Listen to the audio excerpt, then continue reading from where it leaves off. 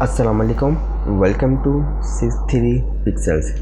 आज फ़ोटोशॉप की 18 क्लास है। तो आज हम देखेंगे कि फ़ोटोशॉप में क्रेयॉन स्टैम्प टूल कैसे यूज़ होता है। तो मैंने सिलेक्ट कर लिया है टूल को और इमेज पे क्लिक करता हूँ तो ये कोई एरर दे रहा है। तो ये एरर क्या है, इसका मतलब ये है कि अगर जैसे कि ये एक शिप है, मैं चाह रहा हूँ कि ये शिप एग्जैक्टली यहाँ पे पेस्ट हो जाए। तो पहले मुझे इसको डिफ़ाइन करना होगा तो ही ये कॉपी करेगा यहाँ पे। तो उसके लिए मुझे कीबोर्ड से ऑल्ट का बटन प्रेस करना होगा। यहाँ पे क्लिक किया तो ये देखें इसे डिफ़ाइन किया और ये पेस्ट करना शुरू कर दिया। अच्छा, मैं अंडू कर रहा हूँ, कंट्रोल Z। तो कोशिश करें कि आप सबसे पहले न्यू लेयर लाजमी लीजिएगा और यहाँ पे आपके पास करंट लेयर सेलेक्ट होगा। अगर करंट लेयर सेलेक्ट होगा और मैं इसको डिफ़ाइन करके यहाँ पे कुछ भी क्लिक करता हूँ तो ये वर्क नहीं करेगा, क्योंकि ये दूसरी लेयर पे है, क्योंकि इस पे नहीं है वो। ठीक है, अब इसके लिए फिर मुझे यहाँ से इसको बताना होगा कि यहाँ पे ऑल लेयर पे आ जाए ताकि ये इस पे भी वर्क करेगा। अब मैंने यहाँ पे इसको डिफ़ाइन किया तो ये देखें इस तरीके से ये जहाँ पे भी आप जितनी भी कॉपीज़ करना चाहें इसकी कर सकते हैं। ये देखें, और न्यू लेयर लेने का मकसद ये होता है, अब देखिए यहाँ से थोड़ा सा ये एरिया ख़राब हो गया मेरा। ये देखें ये थोड़ा सा एरिया ख़राब हो रहा है। तो उसके लिए मैं सिंपल इरेज़र लूँगा और इसकी हार्डनेस थोड़ी सी, ये देखें ये इसको थोड़ा बहुत हम यहाँ से एडजस्ट कर सकते हैं, यहाँ से इस तरीके से। ठीक है, और इसका एक और काम ये भी है, जैसे कि यहाँ पे बहुत सारी शिप्स हैं, मैं चाह रहा हूँ कि कुछ रिमूव कर दूँ। अब जैसे कि यहाँ पे क्लिक किया और यहाँ पे इस तरह क्लिक करें, ये हट गई। इसी तरीके से आप यहाँ पे क्लिक करें और ये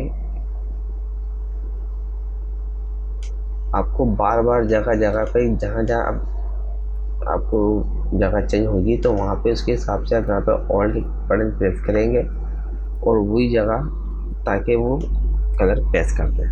ठीक है, तो मैं आगे बढ़ता हूँ। ये एक इमेज है मेरे पास, इसमें ज़ेब्रा है। मैं ही चाह रहा हूँ कि यहाँ पे ये इसका झुंड कह लें कि वो झुंड आ जाए। तो न्यू ले रहा हूँ क्रेयॉन स्टैम्प टूल, इसको यहाँ से मैंने डिफाइन किया और यहाँ पे पेस्ट किया। अब इसके अंदर एक मसला ये है कि अब मैं यहाँ पे जितनी बार पेस्ट करता रहूँगा इन सब का जो फेस है, अब वो ध्यान दें, इन सबका फेस जो है वो आ रहा है राइट साइड पे, लेकिन मैं ये चाह रहा हूँ कि इनका जो फेस है कुछ का राइट पर हो कुछ का लेफ़्ट पर हो, ये इस तरीके से आ जाए। मैं अंडू कर रहा हूँ। ठीक है, आप जाएं विंडो पे, यहाँ पे आ रहा है क्रेयॉन सोर्स, ये इसी टूल का ही ऑप्शन है, इसी टूल के। और यहाँ पे कुछ और भी क्रेयॉन टूल दिए हुए हमारे पास। तो ये क्या है कि हम मल्टीपल कॉपीज़ करके इसमें ऐड कर सकते हैं। अब जैसे यहाँ पे क्लिक किया मैंने, एक पे ये ऐड कर दिया, ठीक है, दूसरे पाया एक पे मैंने ये ऐड कर दिया। इस तरीके से हम इसमें मल्टीपल कुछ भी पाथ जो होता है, कुछ भी एरिया होता है उनको ऐड कर सकते हैं। ठीक है, तो मैं फ़िलहाल यहाँ पे था, इस पर मैंने क्लिक किया। अब मैं इसको पेस्ट कर रहा हूँ तो मैं चाह रहा हूँ इसका फेस इस बार लेफ़्ट साइड पर हो, तो उसके लिए मुझे क्लिक करना होगा यहाँ पे। अब जैसे इस पर मैं क्लिक करता हूँ ये फ्लिप कर देगा हॉरिजॉन्टल पे। क्लिक किया तो अब देखें, अब जैसे ही मैं इस पर ये ड्रॉ करूँगा क्लिक करके, ये माउस को कर रहा हूँ तो ये देखें ये मेरा राइट साइड पे घूम गया। सही है, और ऐसे ही मैं ये चाह रहा हूँ। और दूसरा, अब जो चीज़ जितनी करीब होती है वो तो बड़ी होती है, जो चीज़ जितनी पीछे होगी वो ज़ाहिर छोटी होगी। तो उसके लिए मुझे यूज़ करना होगा यहाँ पे विड्थ। अब अगर मैं विड्थ कर दूँ उसकी 50% और इस पर मैंने क्लिक किया और ये पेस्ट करना शुरू, ये देखें ये बिल्कुल छोटा कर दिया। कुछ एरिया ख़राब हो रहा है उसका कोई इशू मसला नहीं है, वो एडजस्ट हम बाद में कर सकते हैं, क्योंकि हमारा न्यू लेयर पे है तो हम लोग उसको रेजर से मिटा के कर सकते हैं। तो अब इस पर मेरा ऑलरेडी क्लिक है। अब जैसे ही मैं कहीं और जाता हूँ तो वो इसी को डिफाइन कर रहा है और उसको साइज़ और छोटा कर रहा है आगे आगे, ये देखें। अच्छा, अब एक और चीज़ है इसके अंदर। अब वो जैसे कि मेरे पास एक और इमेज है आगे, ये वाली। अब इस एक प्रॉब्लम और होती है। अब जैसे कि मैं चाह रहा हूँ कि इसका आप थोड़ा देखें इसको, इसका एक कान खड़ा हुआ है और दूसरा इस साइड पे झुका हुआ है, लेटा हुआ है। तो मैं ये चाह रहा हूँ कि इसका यही कान यहाँ पे आ जाए, बिल्कुल इतना खड़ा होकर। तो मैं इसको वही सिंपल इसको डिफाइन करेंगे हम। उसको फ्लिप पे लाजमी रखिएगा। अगर आपने फ्लिप नहीं किया होगा तो उसको ये देखेंगे कुछ इस तरीके से आपके पास फिर आएगा। अच्छा, ये मैंने 50% करा हुआ है तो इसलिए उसका छोटा साइज़ यहाँ पे शो कर रहा है, तो मैं इसको वापस 100% कर रहा हूँ।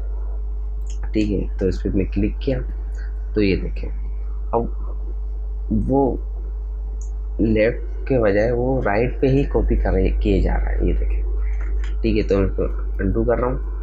इस पर क्लिक किया मैंने दोबारा से और इस पर क्लिक करा, बल्कि मैं यहाँ से स्टार्ट कर रहा हूँ ताकि इसका इमेज पे फिक्स एडजस्ट हो जाए। इस तरह क्लिक करें और स्लो स्लो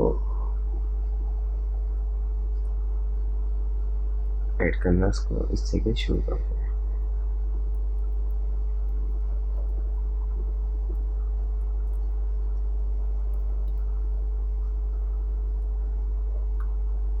उसके बाल थोड़े से यहाँ से कोई बार नहीं थोड़ा ख़राब हो गया तो उसको हम एडजस्ट कर लेंगे। अच्छा, इस बार मैं न्यू लेयर लेना भूल गया, लेकिन कोई बात नहीं, हम इसको यहीं से एडजस्ट कर लेंगे। लेकिन आप कोशिश करिएगा इसको न्यू लेयर पे ही काम करिएगा ताकि ये ख़राब ना हो।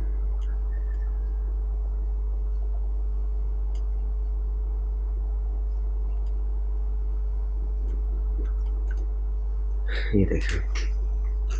अच्छा, एक और चीज़ है, मैं इस पे आ रहा हूँ और इनको मैं डिलीट कर रहा हूँ। अब जैसे कि मैं यहाँ पे न्यू लेयर ले रहा हूँ, ठीक है। यहाँ पे एक ऑप्शन दे रहा हूँ आपके पास अलाइन का, ठीक है। अब ये क्या करता है, अब जैसे कि अभी फिलहाल इस पर टिक किया हुआ मैंने और इस पर मैंने सेलेक्ट करा, और जब मैं इसको ड्रॉ करता हूँ, ड्रॉ करने के बाद जब मैं माउस को कर्सर जो है रिलीज़ करूँ, छोड़ दूँ उसको, और फिर इसके बाद भी कहीं और आगे कहीं भी आके इस तरह प्रेस करता हूँ तो देखिए कहीं और की जगह कॉपी करना से शुरू कर दी, और जबकि मैंने इसको डिफाइन भी नहीं किया। तो लेकिन अब मैं ये चाह रहा हूँ कि सिर्फ मैं जिस पे मैं क्लिक करूँ, जो एरिया में इसको डिफाइन करता हूँ, तो वो मेरे पास एक दफ़ा यहाँ पे कॉपी हो जाए। जब मैं जगह चेंज करूँ तो उसको दोबारा वो डिफाइन ना करना पड़े और वही सेम चीज़ वहाँ पे पेस्ट हो जाए। ठीक है, तो मैं अंडू कर रहा हूँ। तो उसके लिए हमें करना होगा अलाइन, इस पर टिक हटा दें। अब इसके बाद देखिएगा मैंने सिंपल क्लिक किया और मैंने यहाँ पे कीबोर्ड से कोई भी बटन प्रेस नहीं किया हुआ, और इसको इस तरीके से मैंने यहाँ पे प्रेस कर दिया। ठीक है, अब कहीं और भी अगर मैं जाता हूँ तो वो कॉपी करके रखेगा और वो उसी को ही प्रेस करना शुरू कर देगा। चाहे मैं कहीं पे भी बाहर की तरफ ही क्यों ना चले जाऊँ, तो उसी को ही डिफाइन करता रहेगा। लेकिन कोशिश ये करिएगा जब मैं यहाँ पे क्लिक छोड़ रहा हूँ, आप लाजमी क्लिक को छोड़िएगा, नहीं तो अगर क्लिक करके रखेंगे तो वो आगे भी डिफाइन करता हुआ चले जाएगा।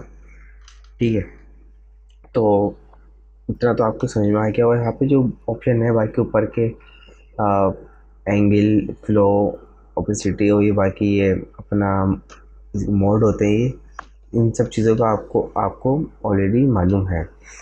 और यहाँ पे और भी कुछ सेटिंग दी हुई है हमारे पास। अब ये तो आप समझ गए कि ये क्या करता है। ठीक है, इमेज को फ्लिप करता है।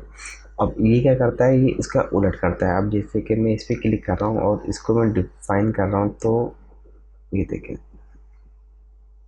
ये उसी के नीचे ही मैंने इसको इस तरीके से डिफाइन किया, तो ये इस तरह इसमें घुमा दिया। अच्छा, इस पर टिक लगा के रखिएगा, कभी कभी इसकी जरूरत पड़ती है इस तरह हमें वो अपना क्लिक करके टिक टिक हटा के यूज़ करने की, लेकिन कोशिश करिएगा इसको यहाँ पे लगे रहने दें। नीचे और भी ऑप्शन है, तो आप इनको ऐसे ही रहने दीजिएगा, इसको मत छेड़िएगा।